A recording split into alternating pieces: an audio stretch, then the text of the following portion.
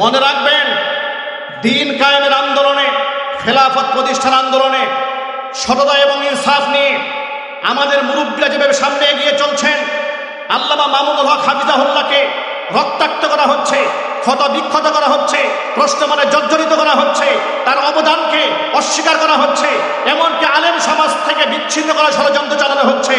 আল্লামা মামুনুল হক হাফিজাহুল্লাহকে বলবো, আপনি আপনার পিতা শাইখুল হাদিস আল্লামা আজিজুল হক রাহমাতুল্লাহি আলাইহির রক্ত শরীরে ধারণ করে মুহাম্মদ রাসূলুল্লাহ সাল্লাল্লাহু আলাইহি ওয়াসাল্লামের খেলাফত বাংলার জমিনে প্রতিষ্ঠানের স্বপ্ন নিয়ে সামনে এগিয়ে যাচ্ছেন। নির্ভীক চিত্তে আপনি এগিয়ে চলুন। বাংলাদেশের কোটি তাওহীদি জনতা আপনার সাথে হাতে হাত মিলিয়ে, কাঁধে কাঁধ মিলিয়ে বাংলার জমিনে খেলাফত প্রতিষ্ঠা করেই ছাড়বে ইনশাআল্লাহ। ওয়াতাসিমু বিহাবলিল্লাহি জামিআ ওয়া লা তাফাররাকু।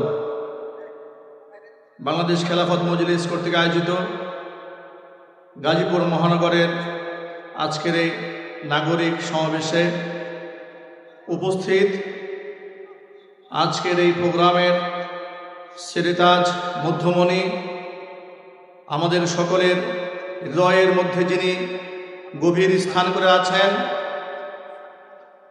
শেখুল হাদিস ইবনে শেখুল হাদিস আল্লামা মামুনুল হক হাফিজাহুল্লাহ। মহান রবের কাছে আমরা হৃদয়ের গভীর থেকে তার জন্য দোয়া নিবেদন করছি। মাজলুম এই আলেমে দ্বীনের নেক হায়াত আল্লাহ পাক দারাজ করেন, তার খিদমতের ওয়াসাতকে আল্লাহ পাক বৃদ্ধি করে দেন। আজকে আমি এখানে এসেছি কিছু শোনার জন্য, বলার জন্য আসিনি। এরপরেও যেহেতু দায়িত্বশীল আমাদের মুরব্বীরা রয়েছেন, ছোট্ট করে একটি পয়েন্ট নিয়ে কথা বলতে চাই। যে মুহূর্তে আপনাদের সামনে আমি দাঁড়িয়েছি, ঠিক এই মুহূর্তে বাংলাদেশের পরিকল্পিতভাবে আলেম উলামা এবং সমাজের দায়িত্বশীল ইসলামিক রাজনৈতিক ব্যক্তিবর্গের চরিত্র হননের এক ভিন্ন ষড়যন্ত্র চলছে। অত্যন্ত পরিতাপের সাথে লক্ষ্য করছি, সেই ঘৃণ্য ষড়যন্ত্রের জালে আমরা আলেমরাও আমাদের জ্ঞাতসারে কিংবা অজ্ঞাতসারে আমরা পা দিয়েছি। রাজনৈতিক প্রতিপক্ষকে ঘায়েল করার জন্য চারিত্রিক ব্লেম দেওয়া, মানুষকে দোষারোপ করা, প্রতিহিংসাবশত সম্মানিত ব্যক্তিদের চরিত্র হনন এবং অসম্মান করার যে ঘৃণ্য মানসিকতা অনলাইন সোশ্যাল মিডিয়াতে আমরা দেখাতে শুরু করেছি, শুধু মাইকের সামনে খেলাফত কায়েম করব এই স্লোগান দিলে এই চরিত্র নিয়ে আমরা আগাতে পারবো না। আমাদের বক্তব্য বড় পরিষ্কার, ইসলাম আখলাকের উপর প্রতিষ্ঠিত হয়েছে, হিংসা বিদ্বেষের উপরে ইসলাম প্রতিষ্ঠিত হয়নি। উসওয়ায়ে হাসানা নবী করিম সাল্লাল্লাহু আলাইহি ওয়াসাল্লামকে মহান চরিত্রের উপর প্রতিষ্ঠিত করে আল্লাহ পাক গোটা বিশ্ববাসীর জন্য যে মেসেজ দিয়েছেন, তার উম্মত হিসেবে আমরা আলেম ওলামাদের সম্মান শ্রদ্ধাকে যদি আমরা নিজেরাই না করি, তাহলে এই সমাজের মধ্যে হিংসতা বাড়বে, প্রতিহিংসা বাড়বে, শততলে বিভক্ত হয়ে আমরা দুর্বল হয়ে পড়ব। মাদ্রাসার আলেম ওলামাদের নামে মিথ্যা প্রপাগান্ডা বলাৎকারের নামে ছড়িয়ে দিয়ে গোটা দেশ ভাইরাল হওয়ার পরে পরের দিন জানা যায় এই ঘটনার সাথে তার ন্যূনতম কোনো সম্পর্ক নেই। কিশোরগঞ্জের আলেমের ঘটনা তার মধ্যে উল্লেখযোগ্য, ফেনীর এক মাদ্রাসার শিক্ষকের ঘটনা তার মধ্যে উল্লেখযোগ্য। দু একটি সত্য বিচ্ছিন্ন ঘটনা নিয়ে আমরা সেটা বলবো না।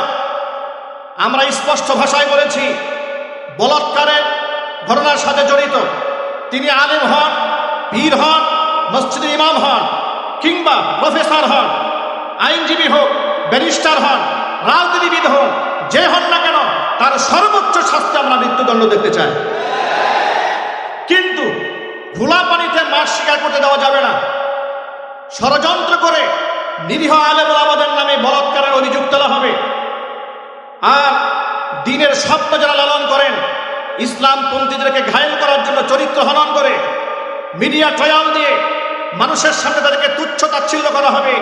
আর ফেসবুক লাইক, শেয়ার, কমেন্ট করে তাদের সেই বাজারকে আমরাই গরম করে তুলব, তা হতে পারে না।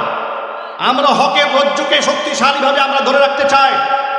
এই ষড়যন্ত্র আল্লামা মামুনুল হক হাফিজুল্লাহর বিরুদ্ধেও ভয়ঙ্করভাবে চারিত্রিক ব্লেম দেওয়ার ষড়যন্ত্র হয়েছিল, আল্লাহ পাক তাকে হেফাজত করেছেন। বাংলাদেশের বহু আলেমদের নামের তালিকা তারা তৈরি করে রেখেছে এখনো পর্যন্ত, যাদেরকে চারিত্রিকভাবে হেনস্থা করার জন্য তারা পায়তারা চালাচ্ছে। উপস্থিত অডিয়েন্স, আলেম ওলামা, দ্বীনের কর্মীদেরকে জিজ্ঞেস করতে চায়, একের পর এক আলেমদের চরিত্র হনন করার ষড়যন্ত্র তারা করে যাবে, আমরা মুখ বুঝে শুধু সহ্যই করে যাব, নাকি আমরা এর প্রতিরোধ করে তুলতে চাই?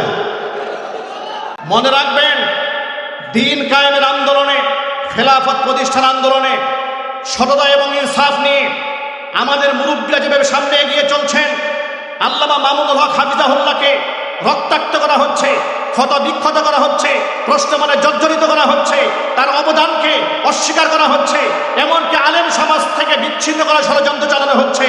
আল্লামা মামুনুল হক হাফিজাহুল্লাহকে বলবো, আপনি আপনার পিতা শেখুল হাদিস আল্লামা আজিজুল হক রহমাতুল্লাহি আলাইহির রক্ত শরীরে ধারণ করে মুহাম্মদ রাসূলুল্লাহ সাল্লাল্লাহু আলাইহি ওয়াসাল্লামের খেলাফত বাংলার জমিনে প্রতিষ্ঠানের স্বপ্ন নিয়ে সামনে এগিয়ে যাচ্ছেন। নির্ভীক চিত্তে আপনি এগিয়ে চলুন।